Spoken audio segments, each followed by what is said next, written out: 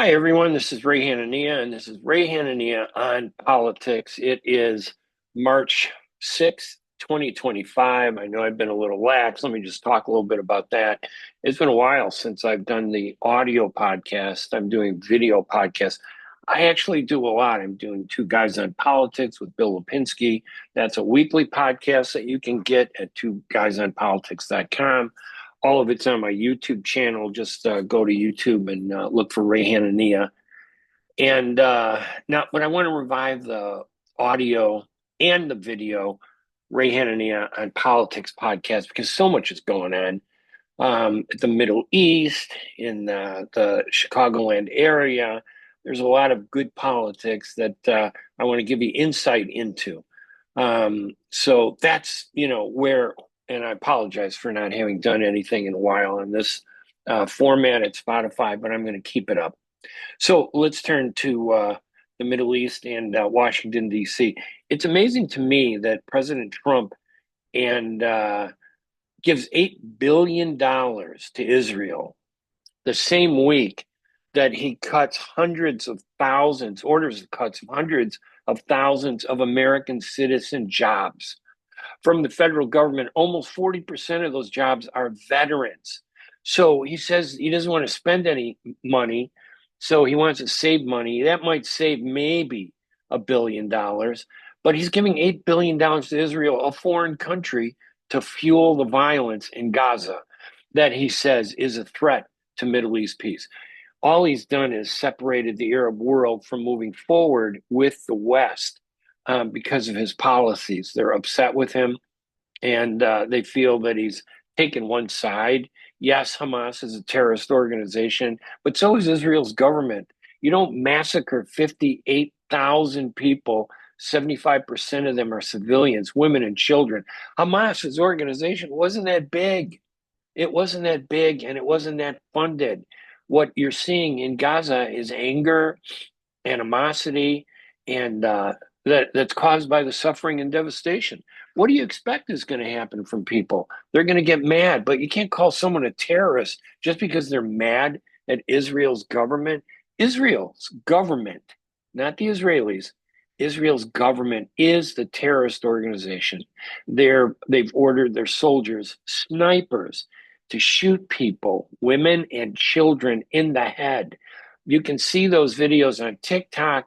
Facebook has censored them, but TikTok still shows many of them, although that was the reason why Trump and his conservative pro-Israel supporters wanted to shut down TikTok. They haven't been able to do it. I'm worried that Trump's tariffs, I mean, look, the policies that he's taken are against our friends.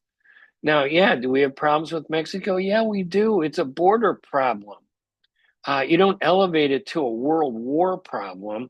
He started a problem with Canada. He started a problem with Mexico. He started a problem, really, with Ukraine, defending Vladimir Putin, the tyrant, communist leader who's reviving the Soviet Union. I mean, listen, I come from a generation that fought the communists. Now, some people may or may not agree with the Vietnam War, but I served during the Vietnam War. I wasn't like Donald Trump hiding from military service the way he did.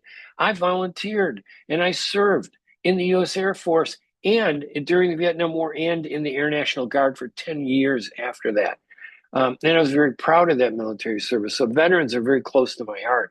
These are extremists, Republicans and Democrats, by the way. It's not just Republicans.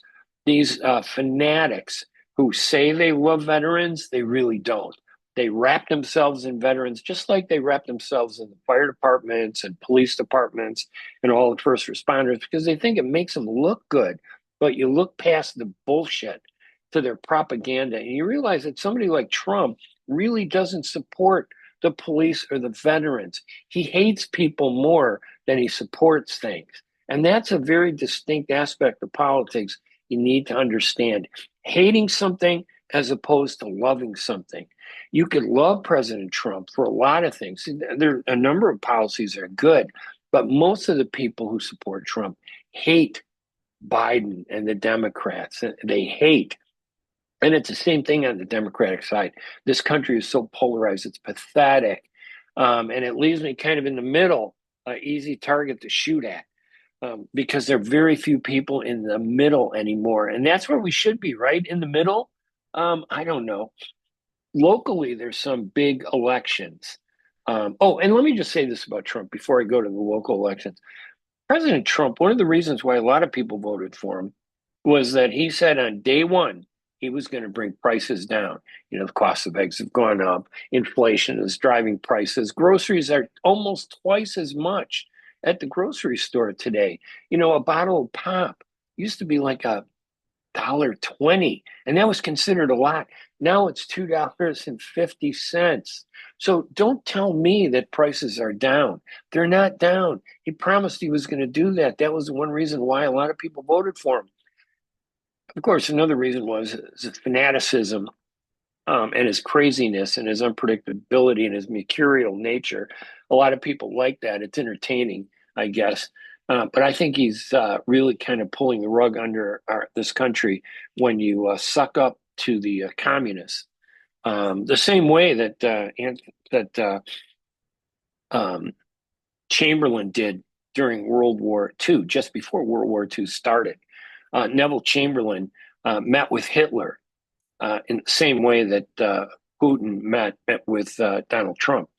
And Chamberlain said that, look, we're going to let you take this land in Czechoslovakia and the Sudetenland if you don't pursue war, you know, stand down.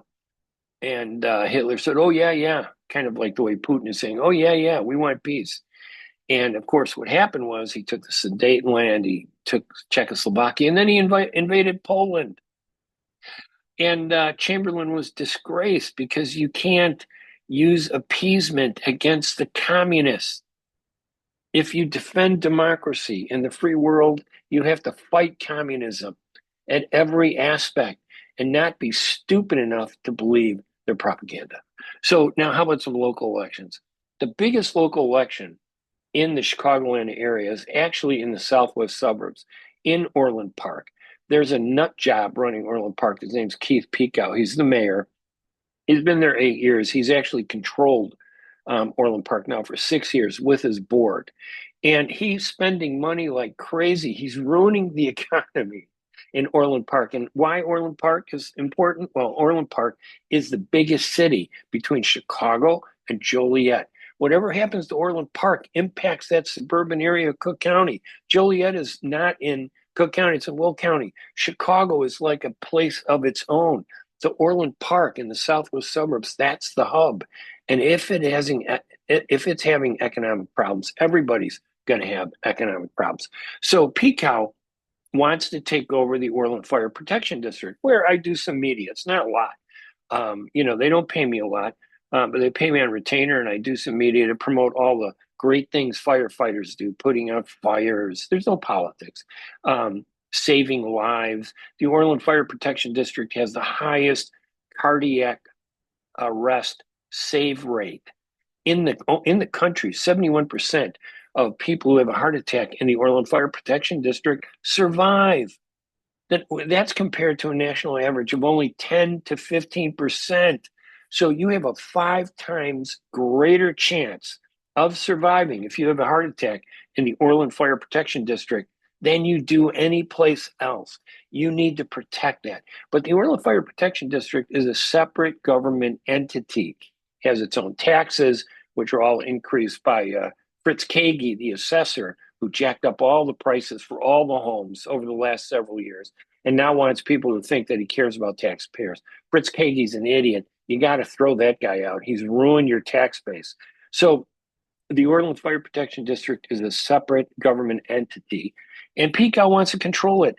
There's been talk by other mayors in Palos and Tinley Park, the Orland Township. They want to take over the fire district because not only does it do a great job saving lives and putting out fires, its pension is fully funded. It's like a bank waiting to be robbed by these politicians. They'll borrow money off of those pension investments so they can pay for their debts.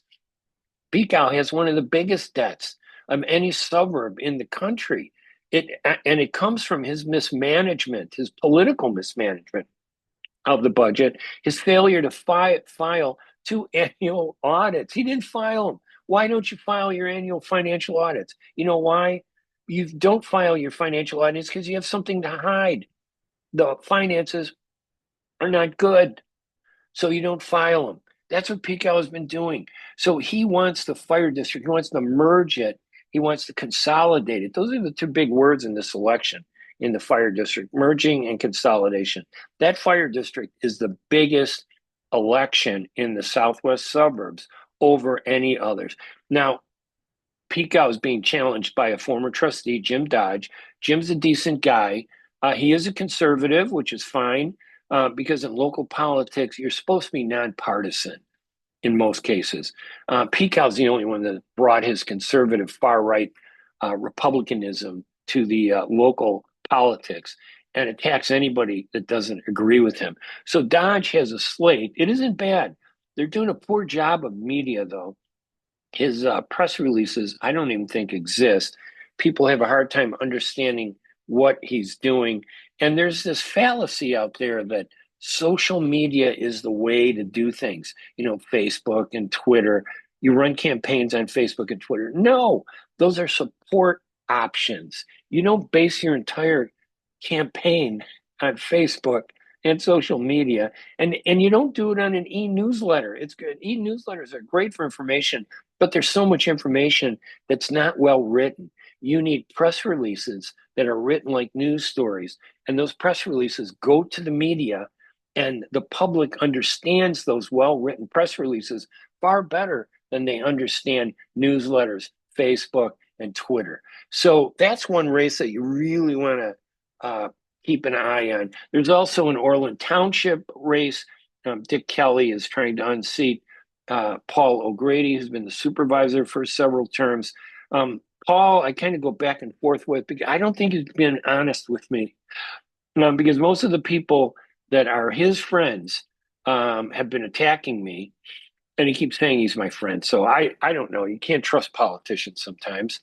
And his people, his supporters, represent the union in the fire district. Now, unions are great. I've been a union person all my life. However, you don't put the union in charge of the government, because then you break the balance between government and unions. You're supposed to have a strong union and a strong government. If the union takes over the fire district, like the union wants to do with O'Grady's backing, what it'll do is increase property taxes significantly, because the board will be controlled by the union. These are candidates. So that's why the union has a slate, and O'Grady has a slate running in the election for the Orland Fire Protection District. The Orland Fire Protection District is like a pot of gold to these politicians. They want the money. They see the glow and the glistening. They want to take it. You need to pay attention to that race. The candidates that I'm supporting, and again, I do work for the fire district. I don't care. I only work for governments and people that I respect. And I do respect the Orland Fire Protection District. We've taken politics out of the district over the last 10 years, but other people want to bring it back. I'm supporting the fiscal voices for Orland Fire. You can look them up on Facebook. You can look them up online. You can look up the columns and stories that I've written to promote them and offer their background. Those candidates are Donald D.J. Jeffers. He's a commissioner of the Orland Fire Protection District. The other one is Beth Damas Casper, who is a trustee at the Orland Fire Protection District. These are people that have experience in the Orland Fire Protection District. Running against people who have no experience. They're simply political puppets that are backed by Mayor Pico, 3 candidates, and by Union, O'Grady, and whoever other people. Like I said, I really like O'Grady. I just am wary of him. I don't think he's been honest with me, so I don't trust him. The other third candidate that's running for the Orland Fire Protection District, these are independents: Donald D.J. Jeffers, Beth Damas Casper. The other one is Bridget Tolan. Now, Bridget Tolan used to be a Palos Heights police community service officer for many years.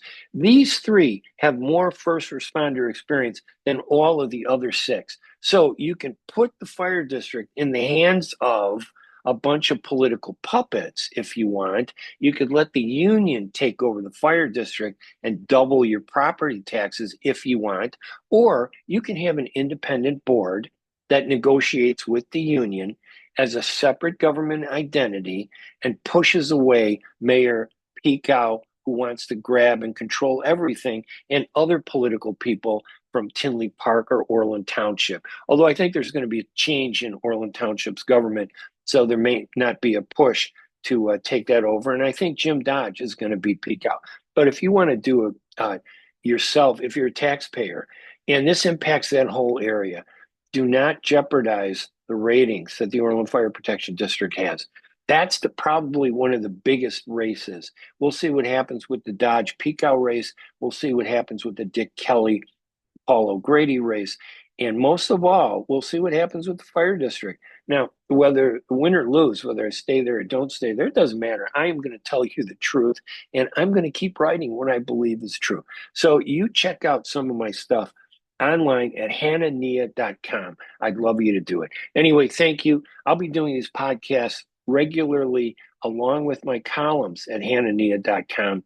You'll be able to see them there. Thank you so much. I'm Ray Hanania. I appreciate you watching and listening.